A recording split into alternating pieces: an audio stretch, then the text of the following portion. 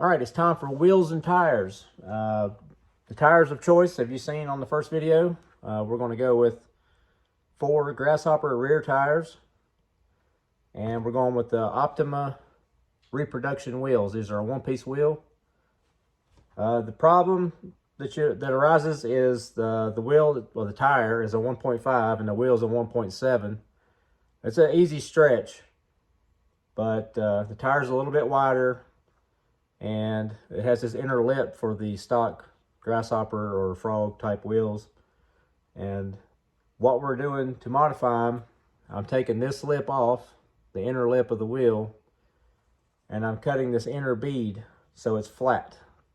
We just take a pair of body scissors and trimming that lip off compared to that.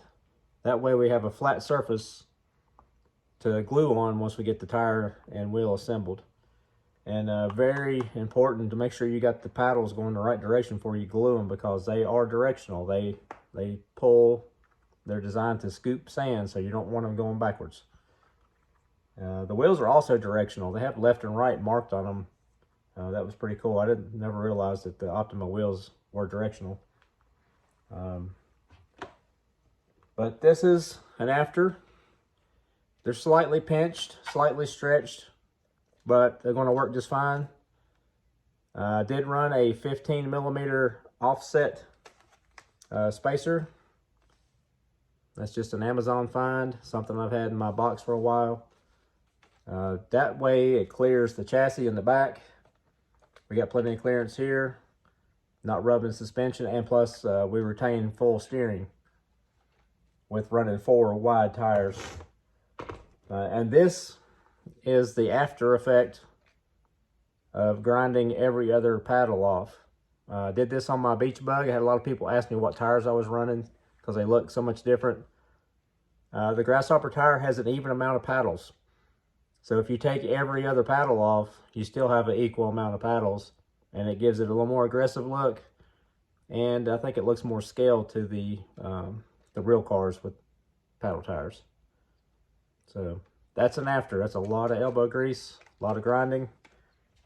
Just take a drum sander on your Dremel and carefully go between each one. And then when I get done with that, I'll go with just a little sanding stone and just round the edges. Make sure you get any of the remaining of the old paddle off, being careful not to knock the remaining paddle. So there we go. We got 2 glued, 1 ground, and we got to get these cut and glued and start grinding.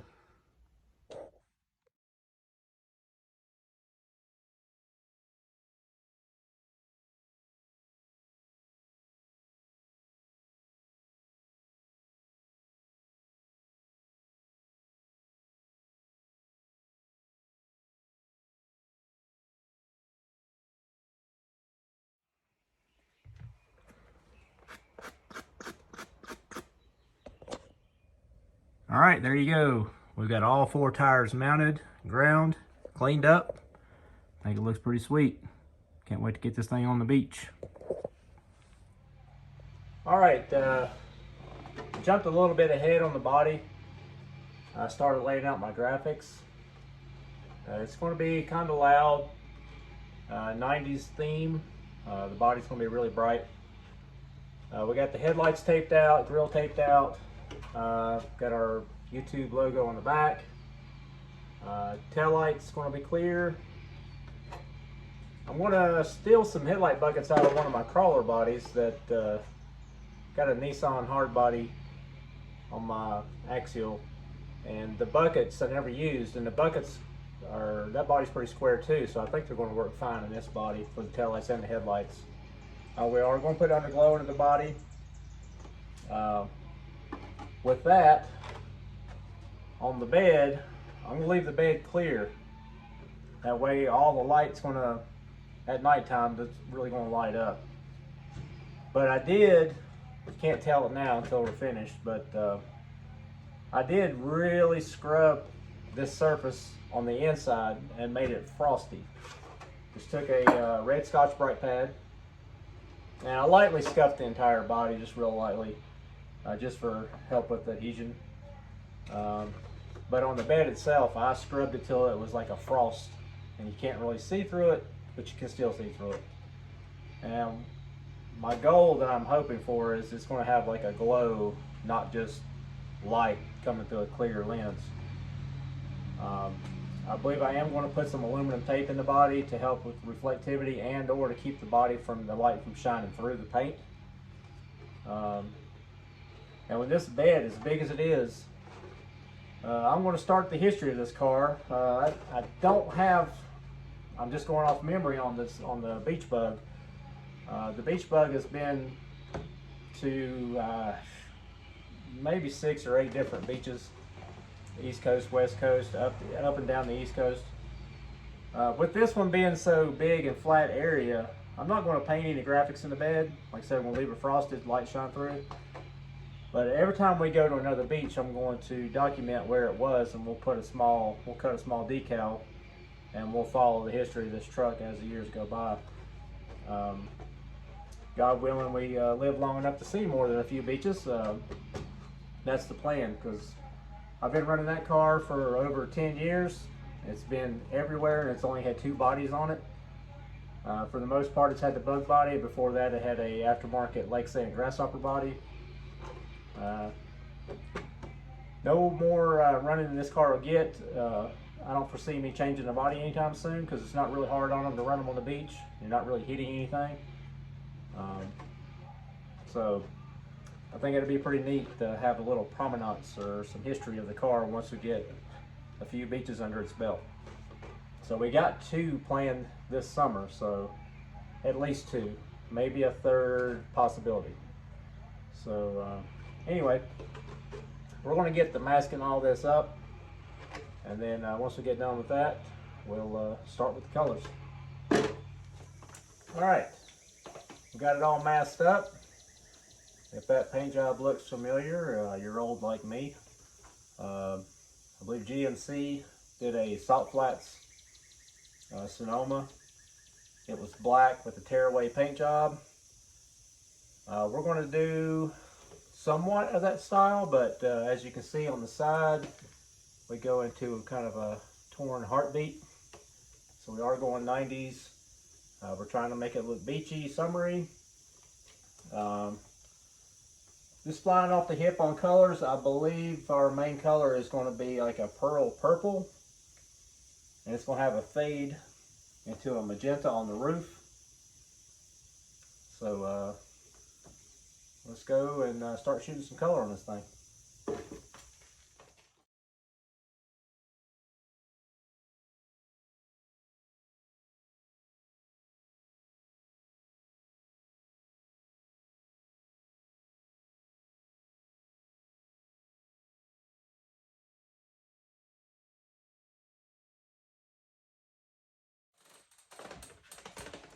All right, guys, we got our fade. We go from fast change, or not fast change, but fastescent purple into a fluorescent magenta. You're not going to get a true color on this because the film on this body is blue. So it's going to be a dramatic difference once we peel the film off. So there's step 1. We got the main color on. We put some drop shadows around the tears.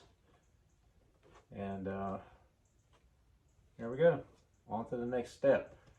We may skip a few steps, and we'll come back when we got a little more color on here. All right, guys, we jumped ahead a few colors. It's actually the next day. Getting the vibes now. It's got that 90s surf style / Oakley windbreaker look. This is a pretty simple paint job. I believe anybody could do it a little bit of time, because there's nothing precise about it as far as, it doesn't have to be perfect from side to side because it's kind of a free-flowing thing. Both sides aren't exactly symmetrical.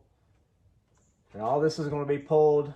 This will be hot pink faded into a orange, all neon colors again. So yeah, there's the look. We'll come back once we get the heartbeat and the rips sprayed in. Leaving the bed clear. May cut the side glass out. Not sure yet. and we'll do a strip across the windshield as window tint. So stay tuned and we'll wrap it up. All right, guys, that's a wrap. We got the black in the grill. We're leaving the lights clear, marker lights clear. There's the frosted bed I was telling you about with the Scotch-Brite. Clear taillights and the logo. I backed all the paint with gray. It's just a mixture of black and white. If you've seen my other paint videos. The last color I sprayed was the white in the logo. I didn't back it up. I want it to be as one coat. So I'm hoping that we'll let this set up for about a week before we install the lights. But we're going to run strip LEDs the whole length of the body on the inside, right below the windows. And hopefully with the underglow of the body, that one coat of white paint, the logo is going to light up too. In theory, it should. So if not, it's fine too. You can still read it really good. We did the windshield strip, tailgate's black, black grill. We're going to put the headlight buckets again after we let this thing set up for a couple days and make sure everything is completely cured, because I kind of blasted through this paint, so there's quite a bit of paint on it. So for the most satisfying part of a paint job is just pulling this film off. Like I said, this film is blue, so this thing's going to really pop once the blue film comes off, and it's going to change completely. You can see it's kind of changed about 3 shades brighter already.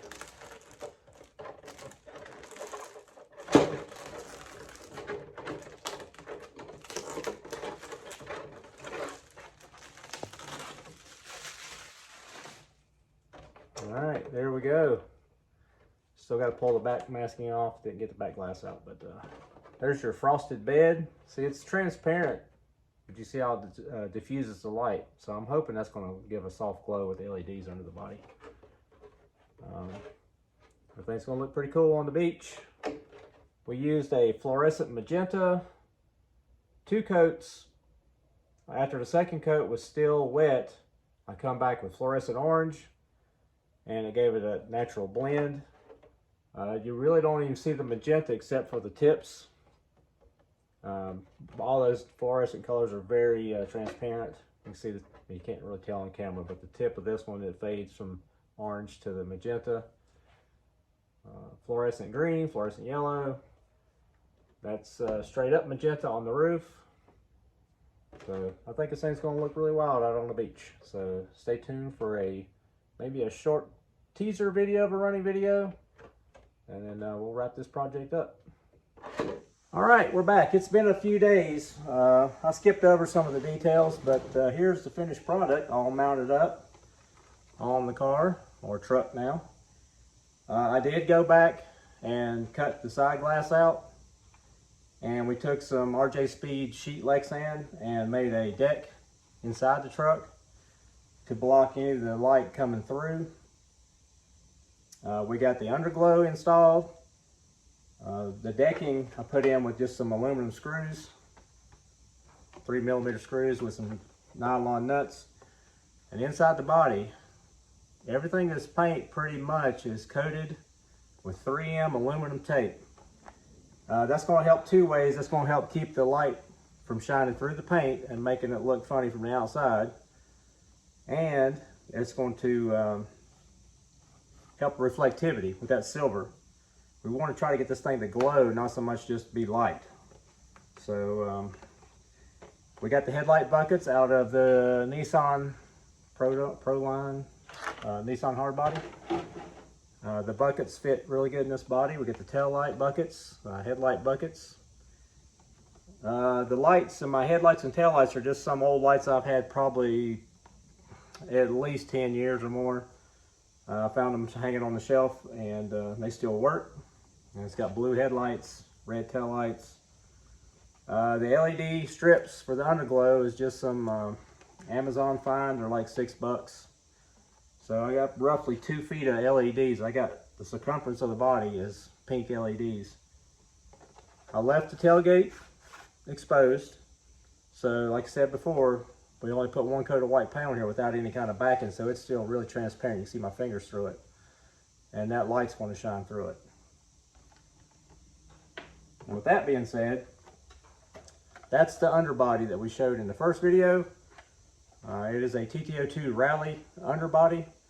And no, I didn't paint it chrome because I thought chrome would look cool. I did it chrome to help with the reflectivity again. We'll have the chrome tape in the car and the underbody, and then the light all around it ought to make the ground light up pretty good. This is a really good fitting piece. You trim it to fit. It just velcros over the chassis. It's the same shape. The Velcro didn't stick real good to the chassis, so I just cleaned it up and I put just a real thin layer of shoe goo on the chassis. So for any reason I need to peel this off, shoe goo comes off pretty easy. You just have to pick at it and it'll come off, unlike CA glue where you just ruin the chassis. We got a receiver in it, just a cheap old Fly Sky system, because we're taking this to the beach. We really don't need a high-dollar system, and I really don't want to get sand or potential problems of running a nice radio on the beach with this car anyways. I don't expect this to keep 100% of the sand out, but if it limits it, that's the bonus. It's going to get everywhere. I understand that. For my other sand car, it's generally a rebuild about every time we take it to the beach, but that's what you have to do if you want to do that. We got these springs. These are Traxxas Vortex springs, and I got them for the color alone, but I got the stiffer version, and I believe they're a little bit too stiff. I'm going to probably get some different springs, because I'd still want to have as much suspension travel as possible. You know, generally if you run on the beach and don't get up in the loamy sand, it's really smooth. But we'll be building jumps, and we'll have some little whoops and areas to run in. So probably get a little softer spring. May leave the stiffer spring in the front. Mainly for them awesome slow-mo shots y'all want to see, when you'll see the suspension going up and down, not just bouncing all over the place. But anyway, I haven't devised exactly what I'm going to do with the light as far as powering them up. I just put a Dean's plug on there for now. I may just Velcro a small single battery here, so instead of having to go through this underbody and try to route wires and just being a pain in the butt to get the battery plugged in and the lights plugged in, I may just run a little small 2-cell, maybe a little, I don't know, 300 milliamp or something, just something that'll run for a little while, because probably won't be running it no more than a few minutes with the lights on anyways. But just for today's purpose, we'll just plug in this old 2-cell I got and see what's going to happen. There's the effect. Get this one on there.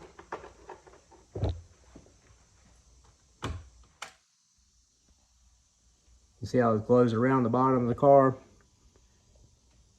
That's going to look pretty sweet out on the beach. And there's our logo lit up with the one coat of paint. So yeah, I can't wait to see this thing out finally on the beach in the next month or so. Well, the next few weeks. Stay tuned and subscribe. You'll see the running video. But anyway, I appreciate y'all following along.